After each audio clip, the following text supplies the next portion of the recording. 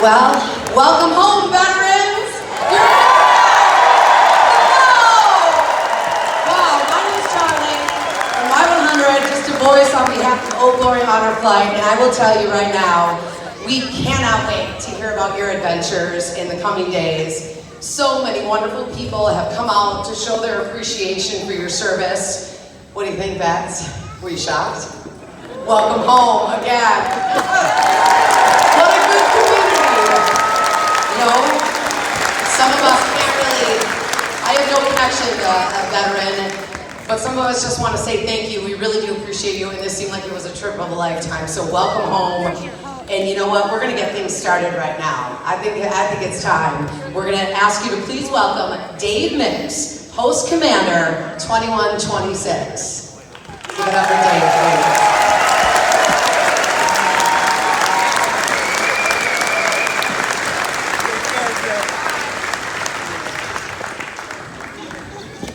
I have a couple things to tell you about today.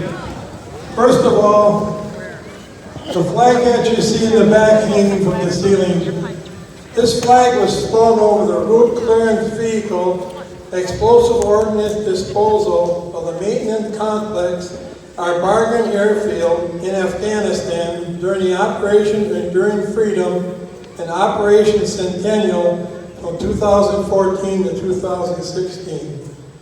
This flag was replaced due to wear and tear, then brought home by John Richter after 4 years of service in Afghanistan during Operation Freedom and Operation Freedom Centennial. That's our flag hanging in the back.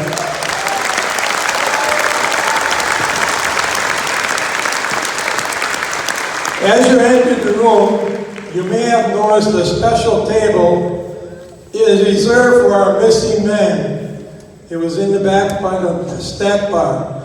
A set of 6 empty chairs represent Americans who were and who are missing from each one of the services: Army, Marine Corps, Navy, Air Force, Coast Guard, and civilians, all with us in spirit. Some here were very young, or not even born. When the Vietnam War began, however, all Americans should never forget the brave men and women who answered our nation's call and served the cause of freedom in a special way. Let me explain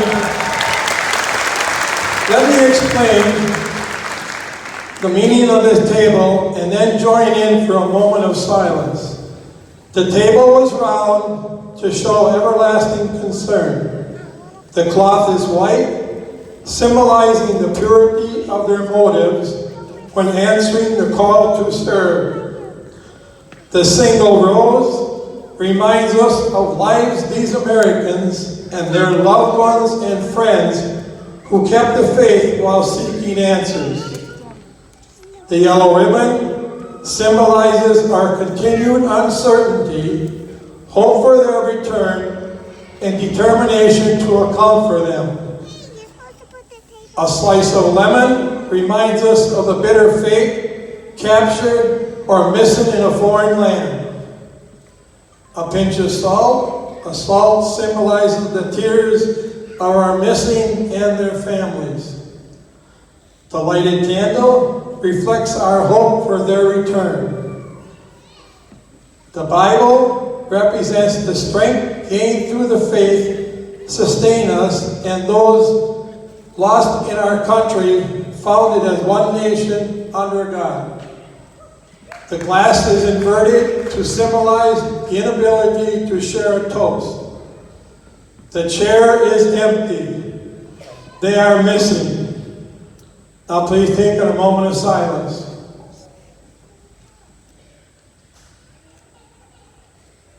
Now I would like all who are able to stand, please rise for the playing of taps played by the 484th Army Band.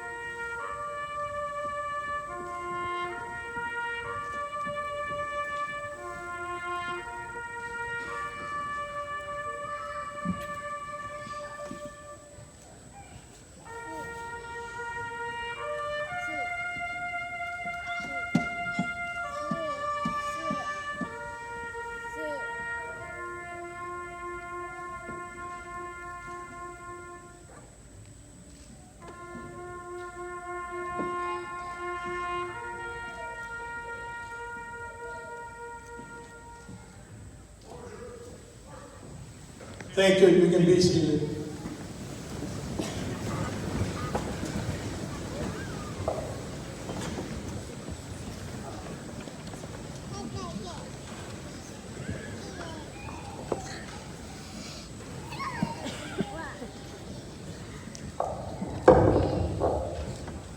Good evening, and welcome to the Old Glory Honor Flight Return to Nam Welcome Home celebration.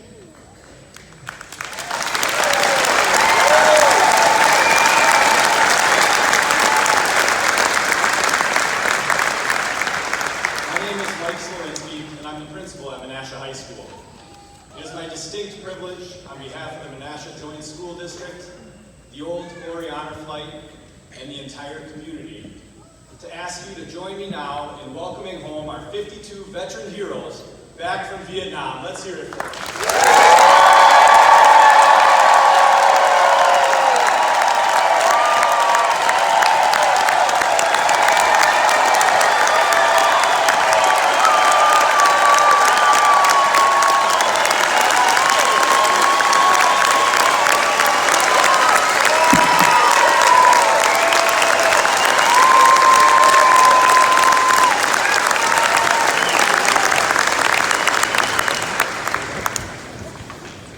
What an honor it is to be a part of this special event tonight.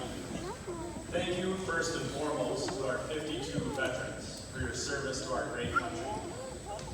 The Glory Honor Flight and tonight's celebration is about giving you, these war heroes, the gratitude and the welcome home that they deserve.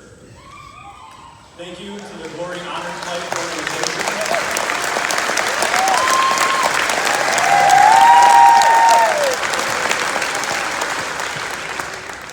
Thank you to the Glory Honor Flight organization for choosing to host this event at Menasha High School. In so many ways, it is apropos that this event be held in a school, a place where the next generation learns how to grow into the future leaders of our society. Tonight, there's much that our students and all of us can learn from our 52 guests. Lessons about honor, strength, and sacrifice.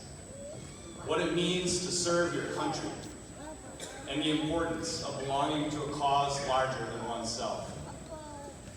Thank you once again to the Old Glory Honor Flight for making tonight possible. Thank you to our community for coming out in such force to support our veterans. And most importantly, thank you to our 52 war heroes and all of our veterans for your service to the United States of America.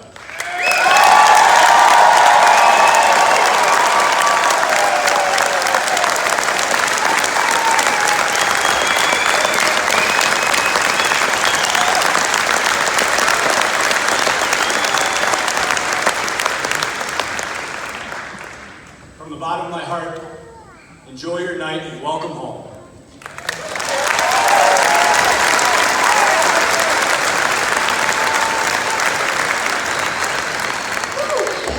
This is intense. This is amazing.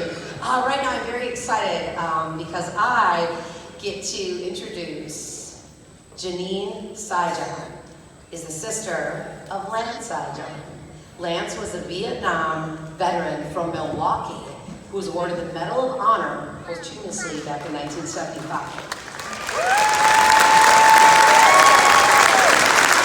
Half a century after his death in a North Vietnamese prison camp, following horrific injuries, unimaginable hardship, and unspeakable torture, United States Air Force Captain Lance P. Saijan's name and heroics are still as remarkable and important as they were in 1968.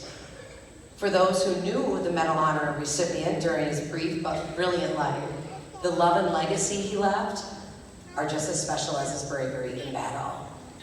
Thanks to the tireless efforts of his sister Janine, Lance's life, his accomplishments, his courage, his resilience, and his message all live on to inform and inspire future generations. I'd like you to please give a big round of applause to his sister, Janine Saijan.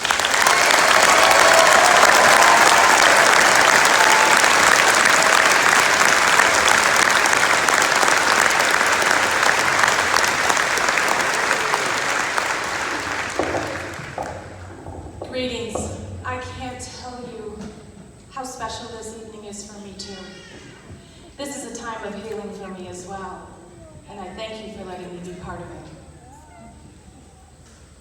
I walked through that challenging time with you when I was 13 years old, at a time when our nation was challenged and in pain. On November 9th, 1967, the brightest light in our family was gone, and that was my brother Lance.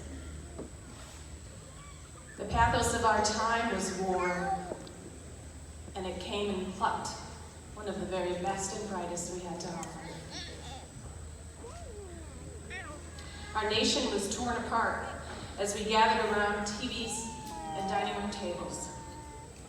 Our families silently wept for Lance, for our family, and for you. You've journeyed back to a place that most probably was one of the most painful experiences of your life. And you had to have courage to do that. And you had to have lovely people around you to do that. And quite possibly, you felt a tear in your eye for the first time in decades, unlike any other time. And it found its way down your cheek and onto your heart. And it allowed you to open up that heart that you've been protecting for so long, to get into the good middle part where all the love and light lives. And now you can share that with us and the world. And we thank you for your courage. It teaches us to go back to those places that are most painful and open ourselves up to the process of healing.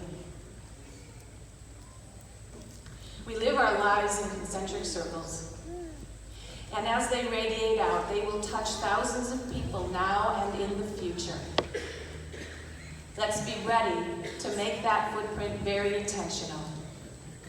They're going to show you how. Each of us in our own unique way has an opportunity to light the path for those that follow.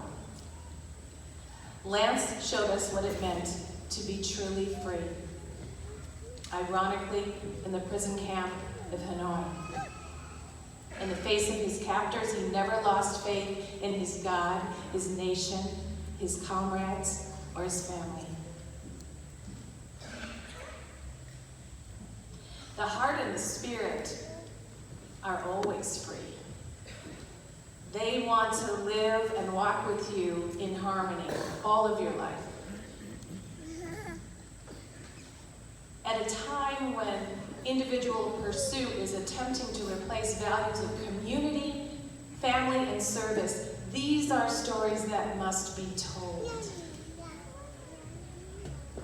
We're asking you to keep telling these people, those of us who are looking for bright, shiny lights to set our path and set our compass, here they are, right here in front of you. In the words of G.K. Chesterton, who said it beautifully, the true soldier does not fight because he hates what is in front of him, but because he loves what is behind him.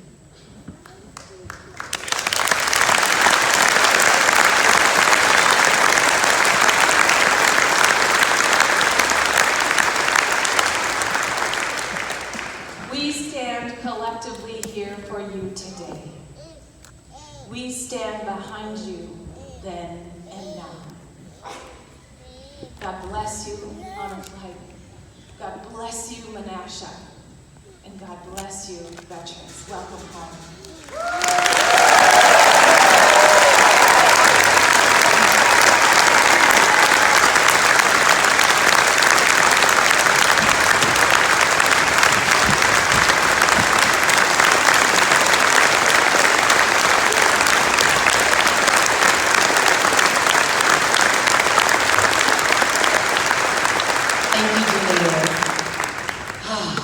Severin Thompson will now be coming up to the podium. Give an intro. We're so happy you're here.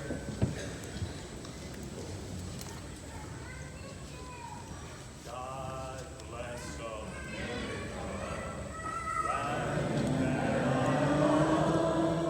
stand beside her and guide her to the light of life from above, from the mountains to the prairies,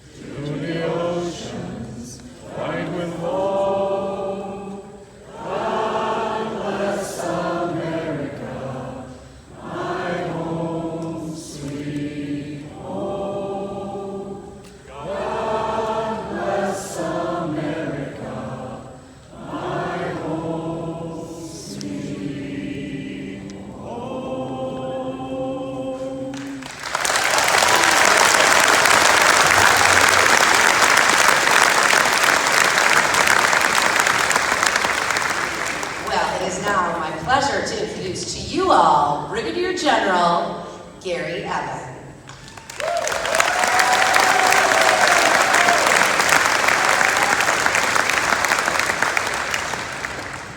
Well, good evening, everybody. What a pleasure and honor to share this absolutely amazing night tonight as we welcome back 52 Vietnam veterans that I can only imagine had to be an extraordinarily powerful trip. I'm sure filled with emotion and filled with new memories and stories that will probably last for years and years to come. I'd like to, just for a second, take a minute and ask anyone that is here that has ever served in the armed forces, any service, active duty, guard, and reserve, for even a day, to please stand up.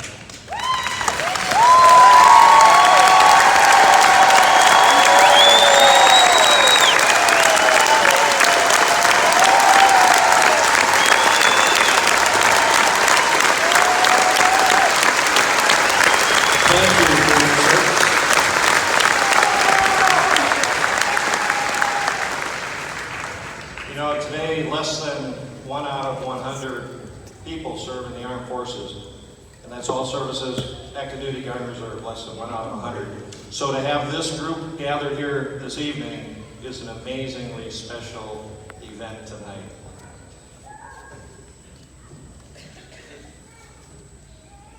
I have the pleasure of being here with my friend Janine Saijan, and she told a story about her brother.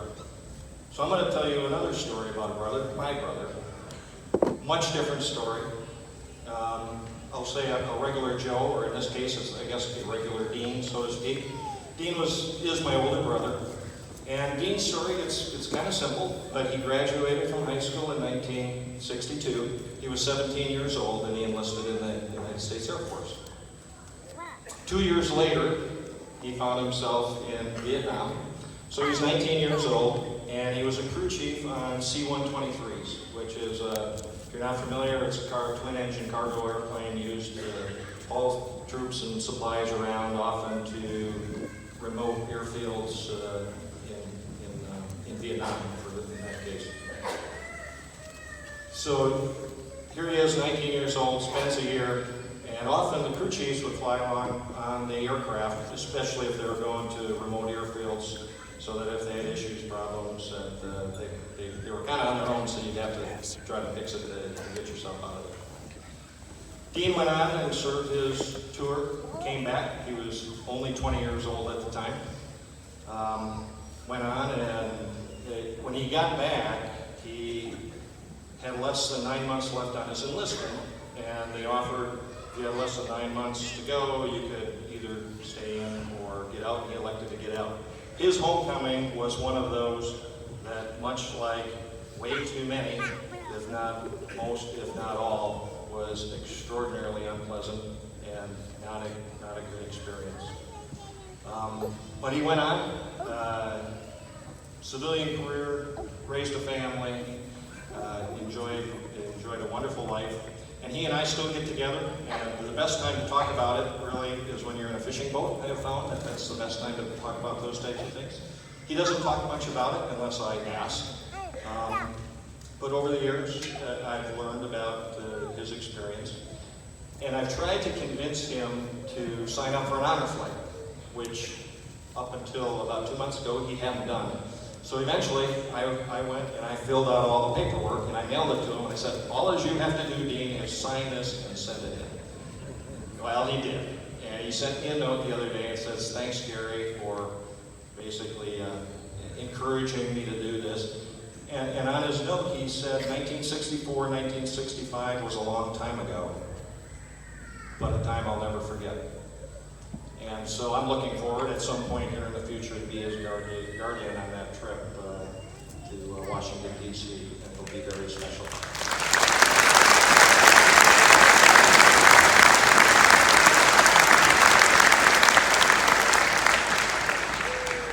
And the reason I tell you that story, not that there's anything remarkable about it, and then we have the remarkable story of Lance Saijan, is the fact that every one of these 52 have a story, and And every one of those stories is unique, and every one of those stories is important to remember forever. So we can't rewrite history. The things that happened, happened. And this country did some things that in how we treated service members coming back was not great. And we can't change that. But what we can do is change going forward. And we see a whole lot of people here that are trying to make things right.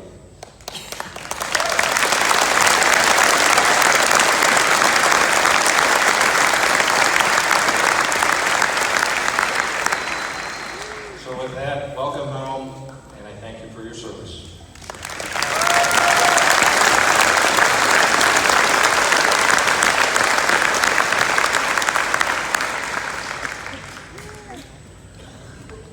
Again, as we welcome home the veterans who went, we just want to say thank you to and give a shout out to all the other Vietnam veterans who are here tonight, because I've talked to quite a bit to come and welcome them all back. So thank you for coming out.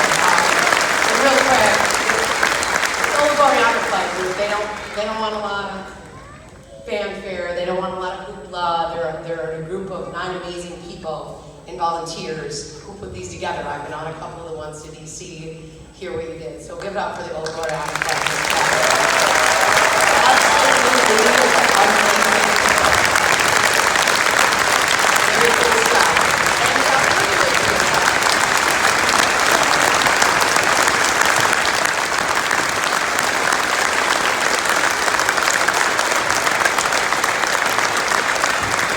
All right, I would like to welcome to take over here two pretty cool people. I want to have you all welcome home Lorraine Vandenkamp, who was on the journey, as was Drew McDonald. Please give a big round of applause.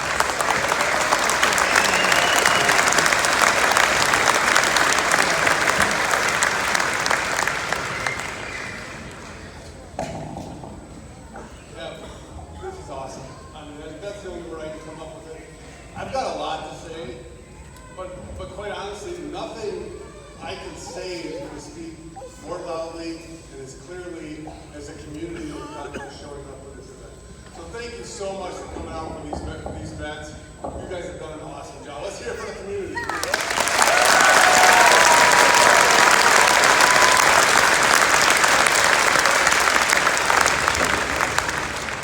Pick it up. So I'm going to turn my attention to the 52 guys in front of me. So on one of our first days in Vietnam, each one of you was presented with this coin. For those of you that don't know what this is what we call Leave Behind coin. It's got our Return to Nam, Old Glory Honor Flight Return to Nam logo on one side, and the other side's got the POW MIA flag logo. The instructions to you guys were very, very simple. You can't come home with it. You have to leave it behind. How you left it behind was completely up to you. When we came up with this idea, we didn't know how it would unfold, but I watched. And I watched with great interest in how you decided to leave those coins behind. And what I saw made me proud to be an American, more so than I ever have been, and I always have been. Because not only did most of you do this in a very, very meaningful way, whether it was at a battleground that you were at, or in the Mekong River, or somewhere that meant a lot to you. You're paying homage to your fellow brothers in arms that were lost. There were a lot of men and women who did not come home. But the other thing I saw was when you became overcome with an emotion, the rest of you rallied around. Each of you supported each other. That's what veterans do, right? You guys did a wonderful job of that. It made me very happy to see it and very proud to see it. And what I would like to say to you in reflection of that is you didn't pay any money for this flight, but it wasn't free. Your price to go on that flight was to pay it forward. Take what you've learned, the support you've given each other on this flight, the healing that you've experienced on the ground in Vietnam and in the presence of each other, and take that out to the community. We certainly cannot promise we'll ever be able to do this again. So you're going to be ambassadors. Speak for the other veterans that weren't able to make the flight. Speak for the 58,000 plus that never came home. And speak for the tens of thousands of Vietnam vets that have lost their lives since the end of the war due to Agent Orange. You guys are now ambassadors. I want you to wear that title proudly and go out in the community, tell them what you've learned, how you healed, and help others do the same. But thank you so much for letting me participate in that healing. So thank you.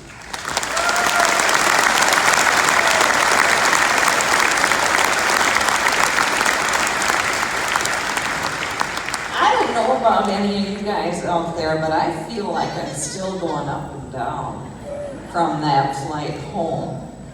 And for all of you who know that I don't like to fly, that was not a good flight. Veterans, if you ever felt that your service did not matter, we're here to show you and to let you know that it does. And it did.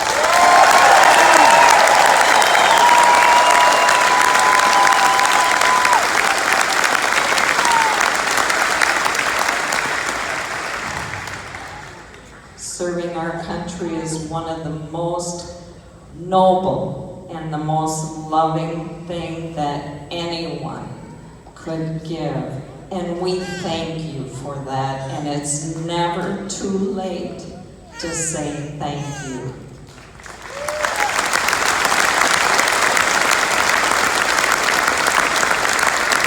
Thank you to everyone who contributed, because we could not have done this without the contributions and the donations that came in to make this possible. All of those of you who volunteered and who showed up here tonight in support of these veterans, we can never thank you enough. Your hearts and your thoughts have been with these veterans on this whole journey, and we hope that you carry the journey with you for a very, very long time. And I know some of you will. The communities, how much you cared for us at Old Glory Honor Flight. This is a really, really proud moment. And what an honor. And a wonderful way to start our 10th anniversary of Flying Veterans.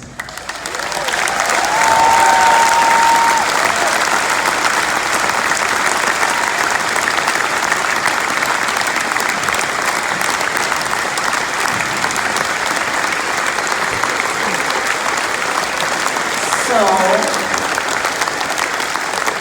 with that being said, we thank you all. God bless you all. And good night to all of you. Thank you.